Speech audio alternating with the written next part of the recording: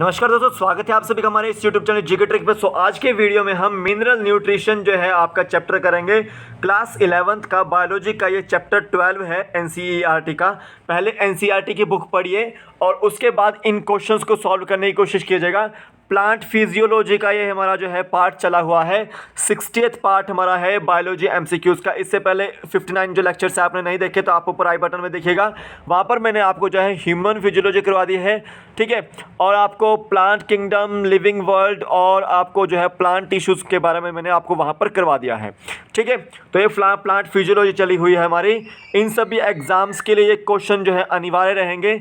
NCERT की book अच्छे से पढ़िए और उसके बाद इन क्वेश्चंस को सॉल्व करने की कोशिश कीजिएगा, तब आपको ज़्यादा जो है वो समझ आएगा, ठीक है।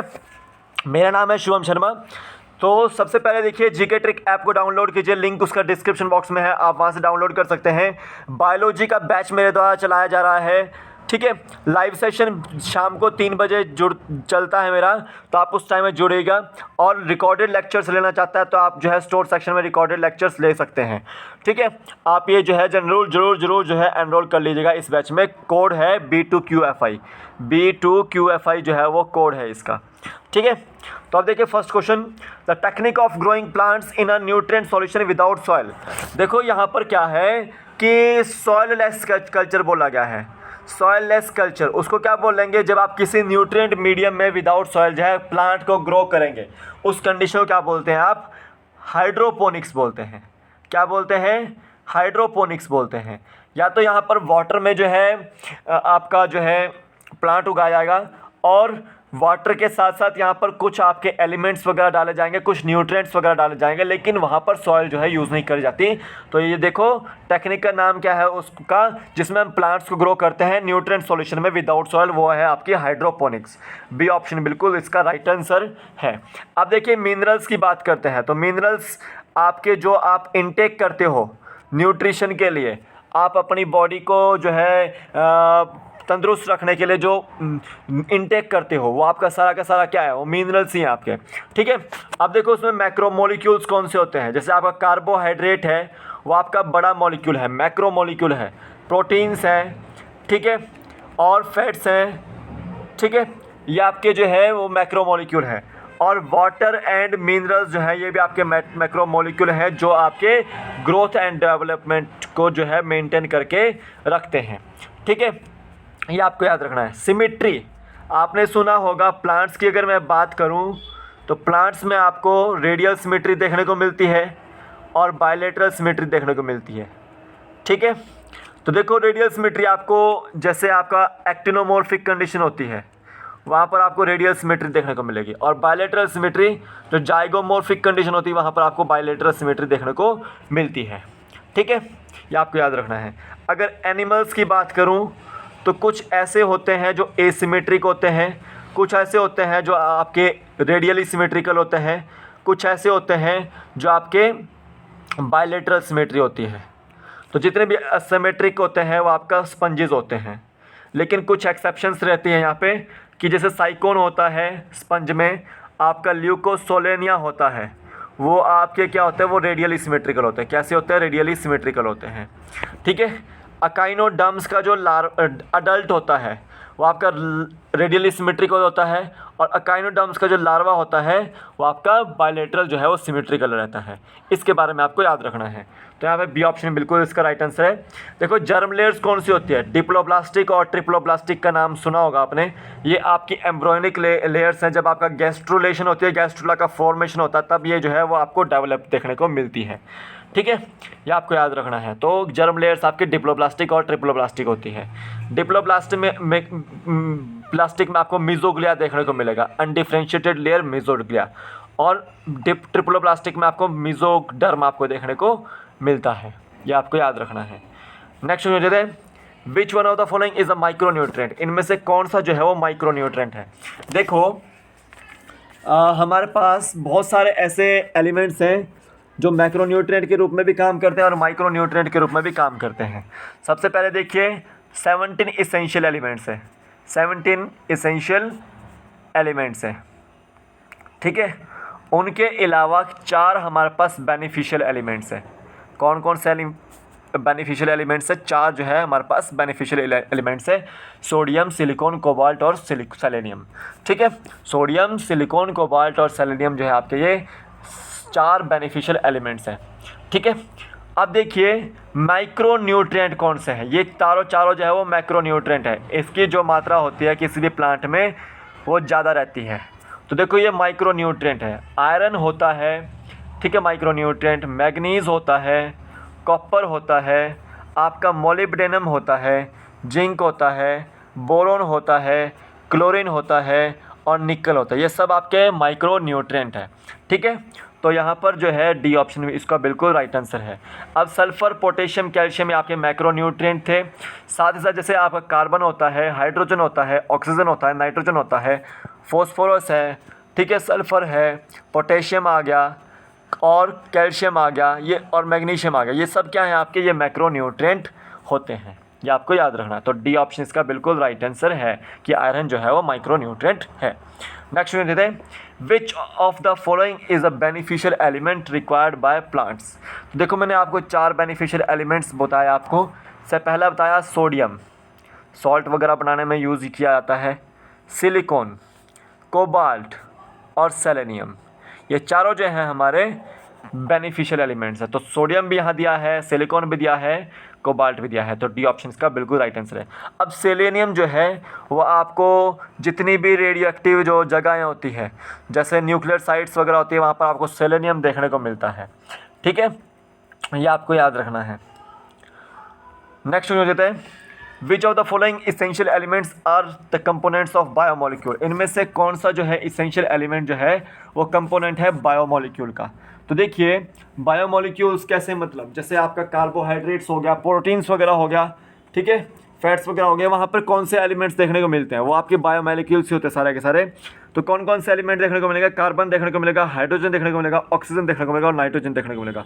तो इनमें से कौन सा ऐसे इसेंशियल एलिमेंट है जो बायोमोलिक्यूल्स के रूप में, कंपोनेंट के रूप में रहता है। तो आपका ये ए ऑप्शन इसका बिल्कुल राइट आंसर है कि नाइट्रोजन जो है वो बायोमोलिक्यूल के कंपोनेंट के रूप में रहता है। मैग्नीशियम कहाँ रहता है, क्लोरोफिल के अंदर जो है आपको मैग्नीशियम देखने को मिलेगा। क्या देखने को मिलेगा, क्लोरोफिल के अंदर मैग्नीशियम। कार्बन भी वहाँ होता है, हाइड्रोजन भी होता है, ऑक्सीजन भी होता है, नाइट्रोजन भी होता है और वहाँ पर मैग्नीशियम भी जो है होता है। ये क्लोरोफिल के अंदर जो है आपको देखने को मिलेंगे। अब देखिए जिंक, जो जिंक 2O पॉजिटिव है, ठीक है, ये अल्कोहल डिहाइड्रोजनेज का एक्टिवेटर है। अल्कोहल डिहाइड्रोजनेज का जो है ये एक्टिवेटर है। तो जिंक 2 पॉजिटिव जो है आपका ये एक्टिवेटर का काम करता है, अल्कोहल डिहाइड्रोजनेज को एक्टिवेट करके। पोटेशियम, देखो पोटेशियम क्या करता है, स्टोमेटा देखा होगा आपने, ठीक है, वो ओपन और क्लोज होता रहता है, तो उसकी ओपनिंग और क्लोजिंग को कौन रेगुलेट करता है, वो पोटेशियम रेगुलेट करता है। ठीक है, तो बायोमोलिक्यूल्स का कंपोनेंट कौन है आपका, ए ऑप्शन नाइट्रोजन इसका राइट आंसर है। नेक्स्ट क्वेश्चन देते हैं, which element essential element is generally found in ATP. Adenosine triphosphate, ठीक है, में कौन सा जो है एलिमेंट पाया जाता है। तो देखिए आपका वहाँ पर फॉस्फोरस आपको देखने को मिलेगा। बी ऑप्शन इसका बिल्कुल राइट आंसर है। अब देखिए मैग्नीशियम तो आपका क्लोरोफिल के अंदर है। मोलिब्डेनम कहाँ पर है आपका, मोलिब्डेनम देखिए जो नाइट्रोजिनेज होता है वहाँ पर ये जो है नाइट्रोजन मेटाबॉलिज्म जो है वो कॉज करता रहता है। मोलिब्डेनम जो है एज अ नाइट्रोजिनेज में जो है आपको देखने को मिलता है। ठीक है, ये आपको याद रखना है। तो बी ऑप्शन इसका बिल्कुल राइट आंसर है कि एटीपी में आपका फॉस्फोरस देखने को मिलेगा इसेंशियल एलिमेंट में।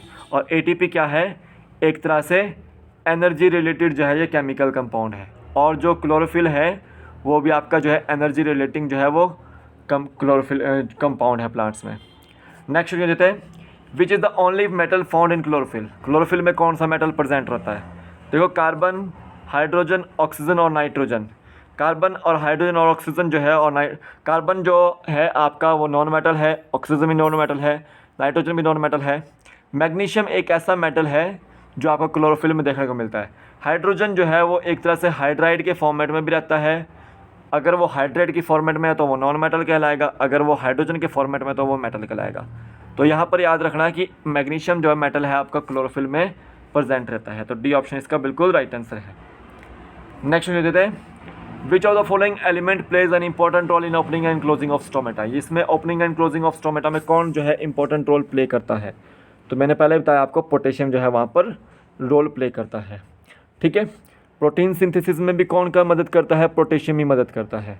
ठीक है, और जो सेल की जो टर्जिडिटी होती है उसको भी कौन मेंटेन करके रखता है? वो आपका पोटेशियम ही मेंटेन करके रखता है। ठीक है, ये आपको याद रखना है। अब देखिए, आपका नाइट्रोजन जो है वो नाइट्रेट के फॉर्म में भी देखने को मिलता है, नाइट्राइट के फॉर्म में भी देखने को मिलता है, और आपका अमोनिया के फॉर्मेट में भी देखने को मिलता है। ठीक है, प्रोटीन्स के कॉन्स्टिट्यूएंट के रूप में नाइट्रोजन देखने को मिलेगा, न्यूक्लिक एसिड के कॉन्स्टिट्यूएंट के रूप में नाइट्रोजन देखने को मिलेगा, विटामिन्स के कॉन्स्टिट्यूएंट के रूप में देखने को मिलेगा, और आपका हार्मोन्स के कॉन्स्टिट्यूएंट के रूप में देखने को मिलता है। ये आपको याद रखना है। ठीक है, सी ऑप्शन इसका बिल्कुल राइट आंसर है। नेक्स्ट क्वेश्चन देते हैं, which of the following essential element is the constituent of cell membrane and required for phosphorylation reactions. अब देखिए, यहाँ पर पूछा गया है कि कौन सा एलिमेंट ऐसा है जो सेल मेम्ब्रेन का कॉन्स्टिट्यूएंट रहता है और फॉस्फोराइलेशन रिएक्शंस के लिए रिक्वायर्ड रहता है। तो फॉस्फोराइलेशन रिएक्शंस के लिए और सेल मेम्ब्रेन के कॉन्स्टिट्यूएंट के रूप में आपका फॉस्फोरस रहता है। बी ऑप्शन इसका बिल्कुल राइट आंसर है। और जनरली जो आपका सर्टेन प्रोटीन्स होते हैं या न्यूक्लिक एसिड होता है या एटीपी होता है वहाँ पर आपको देखने को मिलता है, या न्यूक्लियोटाइड्स होते हैं वहाँ पर आपको देखने को ये मिलेगा। ठीक है, और फॉस्फेटाइंस के रूप में जो है आपको ये प्रेजेंट रहता है किसी में भी। ठीक है, ये बी ऑप्शन इसका बिल्कुल राइट आंसर है। कैल्शियम के बारे में देखिए कि प्लांट जो है वो अब्जॉर्ब करते हैं कैल्शियम को सॉइल से। अब एक चीज़ देखिए, जो मिनरल्स हैं वो कौन ऑब्जॉर्ब करता है प्लांट्स में? वो रूट्स ऑब्जॉर्ब करते हैं, ये मैंने पहले ही बताया आपको। ठीक है, वाटर और मिनरल्स जो हैं वो रूट्स ऑब्जॉर्ब करते हैं। ठीक है, तो कैल्शियम जो है वो एज अ सॉइल से जो है हम लेते हैं कैल्शियम 2 पॉजिटिव आयन में के फॉर्मेट में। और ये जितनी भी मतलब टिश्यूज़ होते हैं उनके फॉर्मेशन में, मेरिस्टेमेटिक टिश्यूज़ के ग्रोथ में, सेल डिवीज़न वगैरह में, सेल वॉल के फॉर्मेशन में, ठीक है, और वगैरह मिडल लेमेले का फॉर्मेशन में जो है ये हेल्प करता है। ठीक है, ये आपको याद रखना है। नेक्स्ट क्वेश्चन देते हैं, पोटेशियम हेल्प्स इन। पोटेशियम क्या करता है? सबसे पहले मैंने बताया आपको प्रोटीन सिंथेसिस का काम करता है, दूसरा टर्जिडिटी को मेंटेन करके रखता है, तीसरा वो आपका opening and closing of stomata करता है। तो यहाँ पर डी ऑप्शन बिल्कुल इसका राइट आंसर है। ठीक है, अब नेक्स्ट क्वेश्चन देते हैं, calcium is required for. Calcium किस लिए रिक्वायर्ड है? सबसे पहले मेरिस्टेमेटिक टिश्यूज़ की एक्टिविटी के लिए, सेल वॉल की सिंथेसिस के लिए, फॉर्मेशन ऑफ माइटोटिक स्पिंडल के लिए। तो यहाँ पे डी ऑप्शन इसका बिल्कुल राइट आंसर है। ये इन तीनों के लिए रिक्वायरमेंट रहती है कैल्शियम की।